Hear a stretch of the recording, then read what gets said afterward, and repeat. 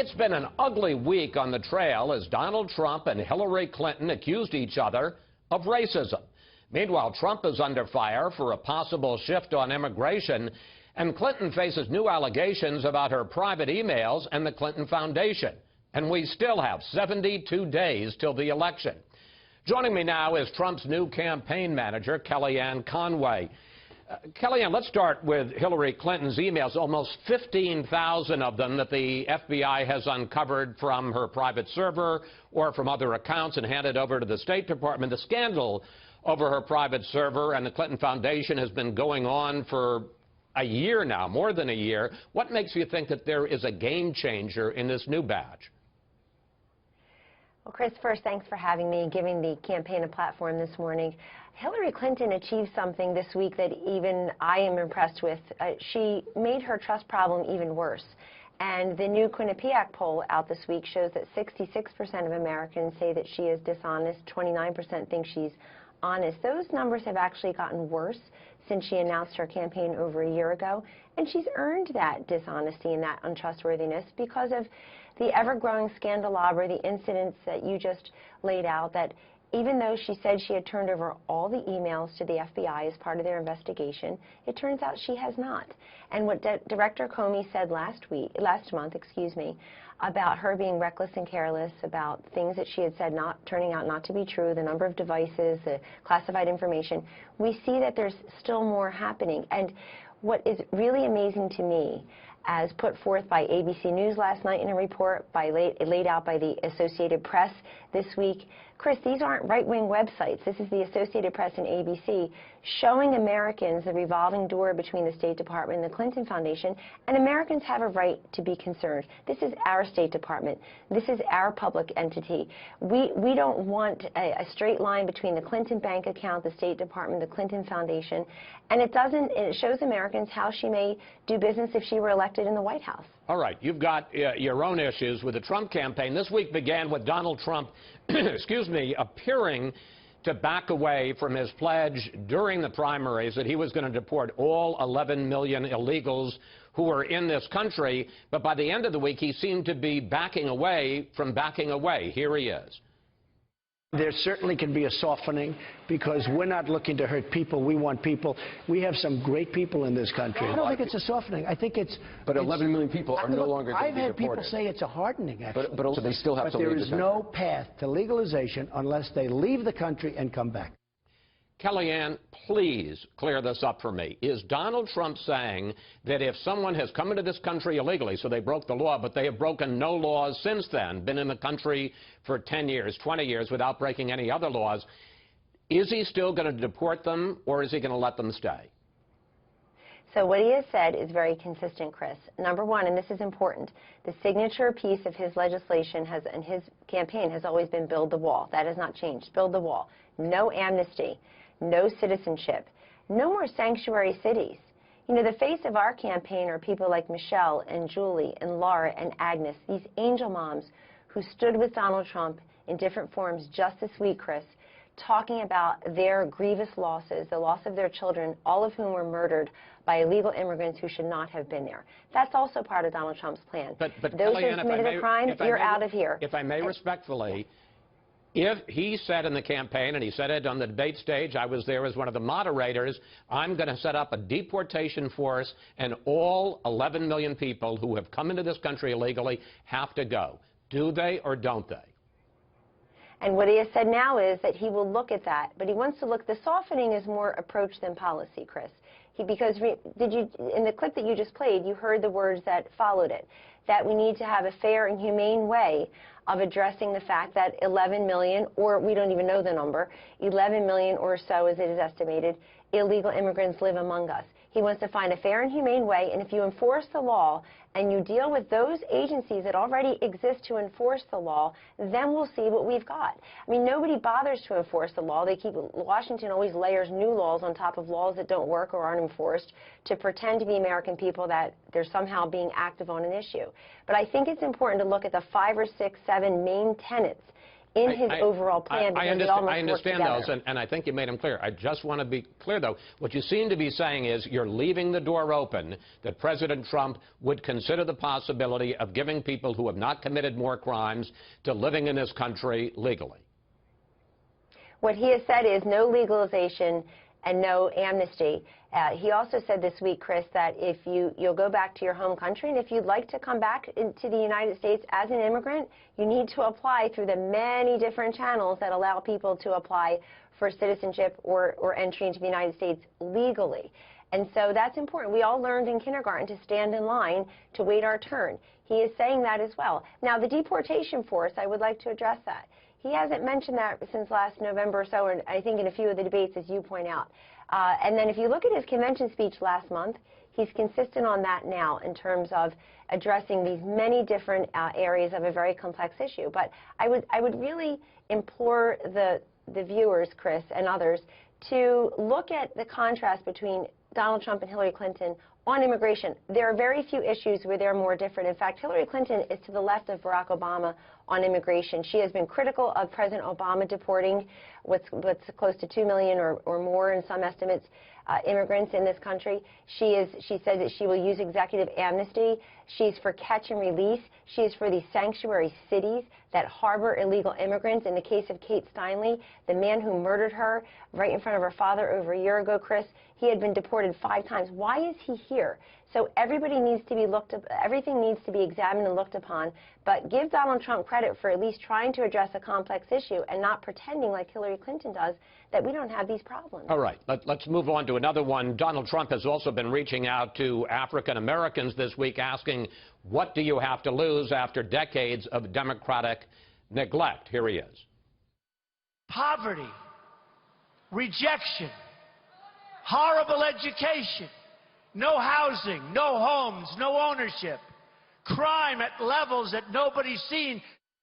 But Kellyanne, that totally misrepresents what blacks face in this country. Trump says black youth unemployment is 58%. It's actually 19%. 26% of blacks live in poverty. That's not good, but the vast majority do not.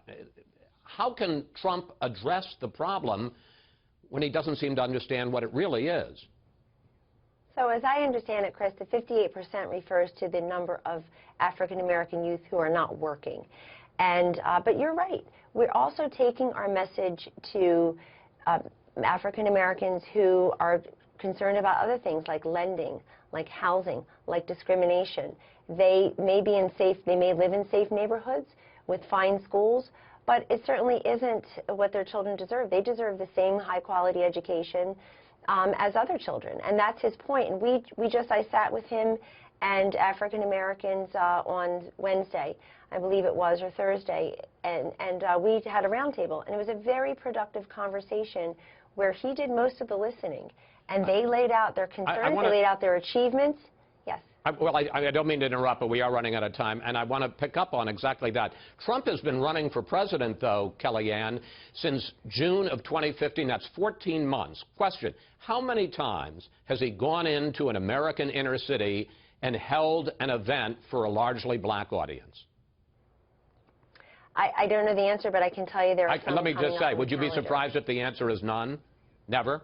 No, I would not be surprised, and I will tell you, Chris, and I pledge to you and everybody who's watching that those events are actually being planned, and we're very excited about them. And look, John McCain and Mitt Romney are fine. They're wonderful human beings, great Americans. They were fine presidential nominees. John McCain got 4% of the African-American vote, and Mitt Romney improved that to a whopping 6%. We're fighting for every single vote, and we're going to leave it all in the field, and that includes going where the voters are and taking the case directly to them in their churches. But you say that. The fact is, in 14 months, he's never once been in an inner city and held an event for black Americans. And there's a tweet that Mr. Trump sent yesterday, I'm sure you're familiar with it, that's gotten a lot of attention after the tragic shooting of the cousin of basketball star Dwayne Wade. Trump tweeted, just what I've been saying, African Americans will vote Trump.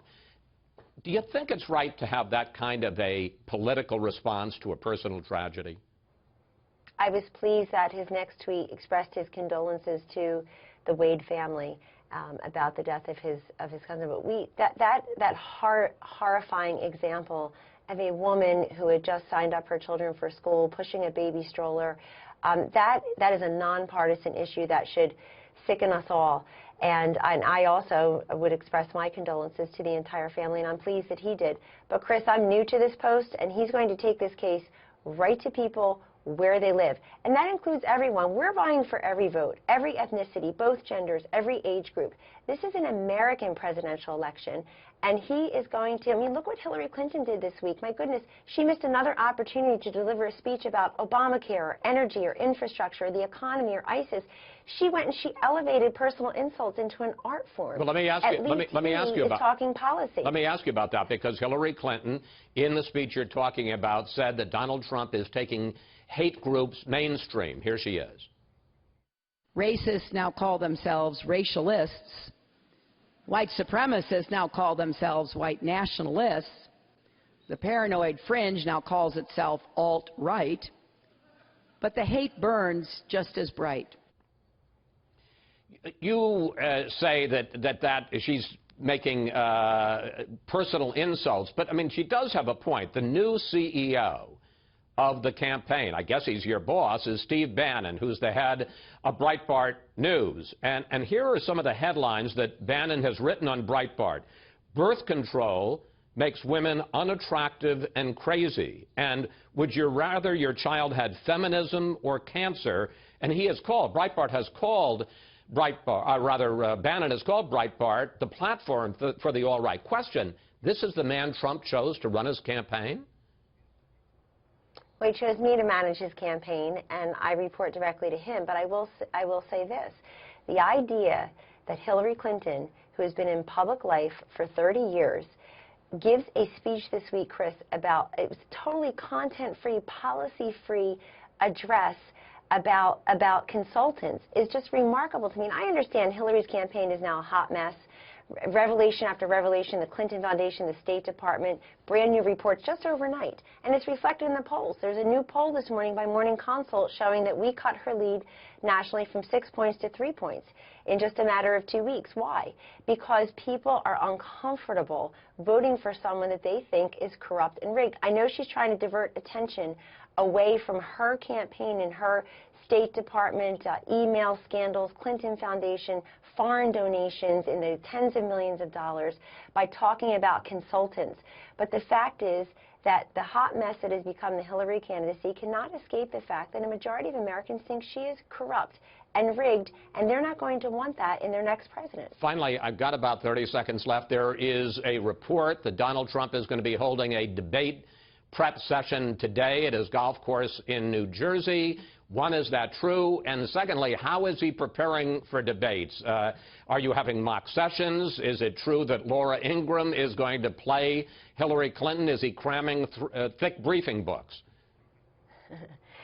Well, I'll be at lunch at Bedminster, and I'm sure we'll have a very lively conversation. Look, he's an unconventional candidate, and he's not going to prepare the way Hillary does, which is, you know, lock her in a room and cram her head with all these binders and get the Hollywood types that she raised gazillions of dollars with in fundraisers this week instead of standing with sanctuary city moms, you know, who lost their children. She was in Hollywood raising money. She'll have them helping her consult.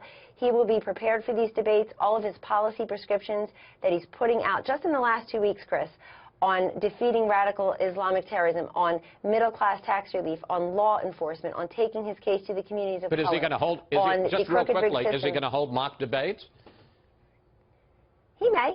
But remember, he's an unconventional, and this idea of role-playing Hillary Clinton, Laura is a friend of all of ours, and we appreciate any insight and advice that she is willing to give in her very busy life.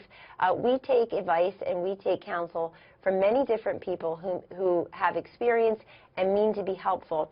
But this, you know, the Donald Trump, the authentic Donald Trump, who's been taking his case directly to the voters, is the one that you will see on the debate stage with Hillary Clinton. And I think they're nervous over in Clinton camp because he is the he's the unpredictable X factor. She is the scripted statist Hillary Clinton that, you know, that basically needs to memorize lines. You saw these 2 interviews she gave by phone this week on cable stations. She obviously was reading something somebody gave her. I didn't think they went that well. The scarcity as a strategy that they use for Hillary Clinton, making sure that we don't see that much of her, that changes when she's forced to get to the debate stage. And so he will be preparing in a very different way. All right. We're going to leave it there. Kellyanne, thank you so much for coming on. Thanks for your time. Please come back. Thank you, Chris.